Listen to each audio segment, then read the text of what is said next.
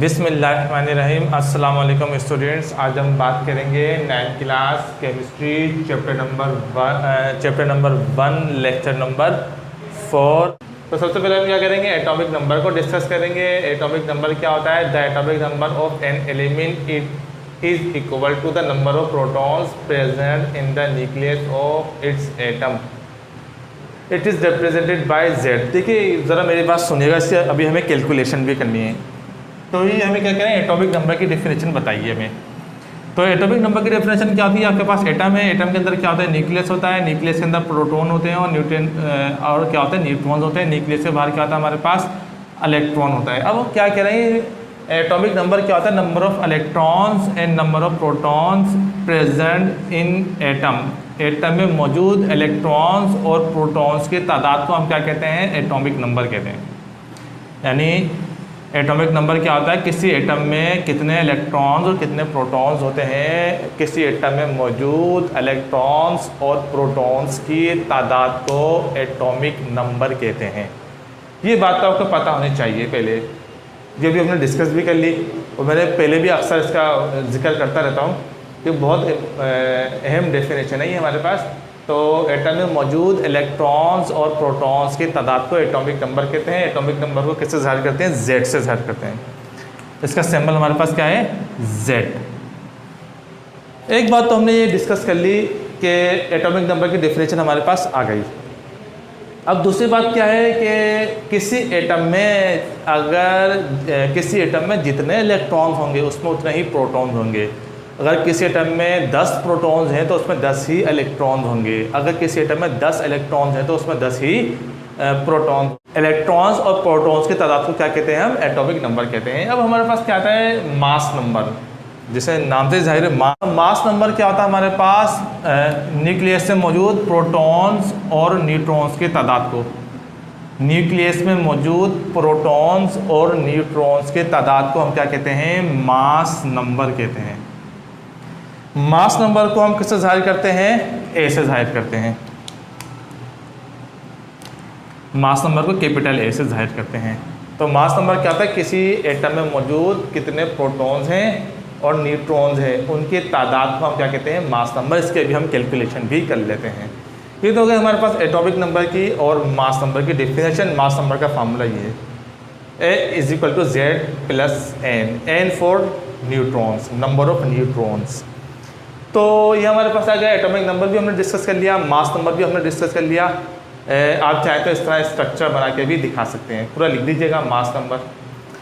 तो अब हम करते हैं कैलकुलेशन। अच्छा स्टूडेंट्स, अब हम चलते हैं कैलकुलेशन की जानिब। तो हमारे पास ये सवाल है, क्वेश्चन हमें दिया हुआ है, how many protons and neutrons are there in an atom having A is equal to 238 and Z is equal to 92। आप तो सबसे पहले सवाल इस फॉर्म में लिख लीजिएगा, जो वैल्यूज़ हैं इसको इस तरह लिख दीजिएगा। ऊपर लिख दीजिएगा आप A लिख दीजिएगा इस तरीके से, इसी तरह सॉल्व कीजिएगा और नीचे लिख दीजिएगा आप Z। तो अब देखिए आपको क्या कैलकुलेट करना है। पहले आप बना लीजिए डेटा।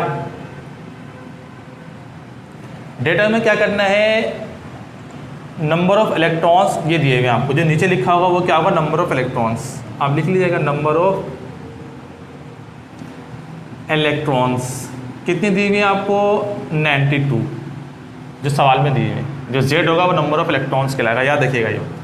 तो नंबर ऑफ प्रोटॉन भी हमारे पास कितना दिया हुआ है?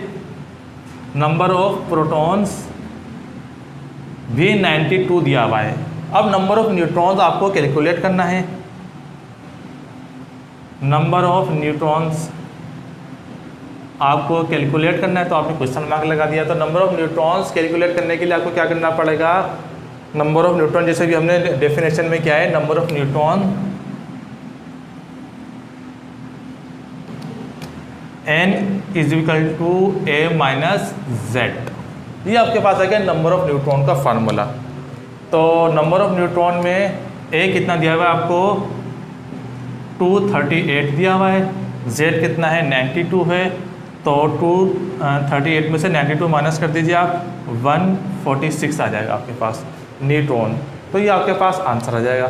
नंबर ऑफ़ न्यूट्रॉन्स आपके पास आ गई, नंबर ऑफ़ इलेक्ट्रॉन्स भी आपको पता चल गई। आप चाहें तो ये भी लिख सकते हैं यहाँ, ये तो हमने जो नीचे होता है वही number of electrons, number of protons भी होती है, क्योंकि एटॉमिक नंबर को नीचे लिखते हैं, एटॉमिक मास को ऊपर लिखते हैं, एटॉमिक अहमियत। तो मैंने जिससे ये बताया कि नंबर ऑफ़ प्रोटॉन्स और नंबर ऑफ़ न्यूट्रॉन्स को हम क्या कहते हैं, एटॉमिक मास कहते हैं। आप इस तरह लिख सकते हैं इस तरह देख के। तो नंबर ऑफ़ न्यूट्रॉन्स क्या है आपके पास, 146 आ गया। तो इस तरीके से आप सवाल सॉल्व कर सकते हैं, बहुत आसान तरीका लगा ये मुझे। अब हम एक और सवाल सॉल्व कर, वेलकम बैक स्टूडेंट्स। अब हम एक सवाल और सॉल्व करते हैं। ये आपको सवाल दे दिया, how many protons and neutrons are there in an atom having A is equal to 12 दे दिया, और एंड जेड कितना दे दिया, 6 दे दिया। आप इसको इस फॉर्म में लिख सकते हैं, क्योंकि कार्बन का एटॉमिक मास तो कार्बन है, तो आप इसको कार्बन इस तरीके से लिख सकते हैं। कोई और सा सिंबल बना के भी लिख सकते हैं अपनी तरफ से कोई, लेकिन कार्बन का है तो आपको सी इस तरह करके लिख सकते हैं। तो अब आपको क्या करना है, डेटा बनाना है इसका भी। तो आपने डेटा बनाने के लिए आप नीचे देखिए, नंबर ऑफ़ इलेक्ट्रॉन्स कितना है आपको दिया हुआ है, 6। नंबर ऑफ़ इलेक्ट्रॉन्स 6 है, नंबर ऑफ़ प्रोटॉन्स भी कितना है, 6 है। नंबर ऑफ़ न्यूट्रॉन आपको क्या करने हैं, कैलकुलेट करने हैं। नंबर ऑफ़ न्यूट्रॉन्स क्या करने हैं आपको, कैलकुलेट करने हैं, ये आपको कैलकुलेट करने हैं। तो इसको आप चाहें तो जैसे हमने पहले क्या था, इसको Z का नाम दे दीजिएगा, इसको A का नाम दे दीजिएगा। ये हमने डिस्कस कर लिया A और Z। अब हमें क्या करना है, सोल्यूशन करना है। तो सोल्यूशन करने के लिए आपको फिर वही हमें फार्मूला करना पड़ेगा।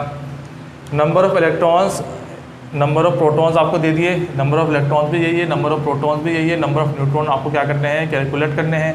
तो आप इसके लिए क्या करेंगे, नंबर ऑफ़ न्यूट्रॉन कैलकुलेट करने के लिए आपके पास फार्मूला है n is equal to Z minus A।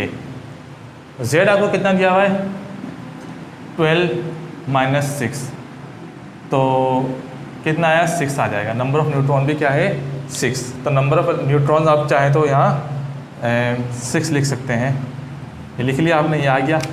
तो आप डेटा में भी मेंशन कर सकते हैं नंबर ऑफ़ न्यूट्रॉन 6 आया है। तो नंबर ऑफ़ इलेक्ट्रॉन भी 6 है, नंबर ऑफ़ प्रोटॉन्स भी 6 है, नंबर ऑफ़ न्यूट्रॉन्स भी क्या है, 6 आई है।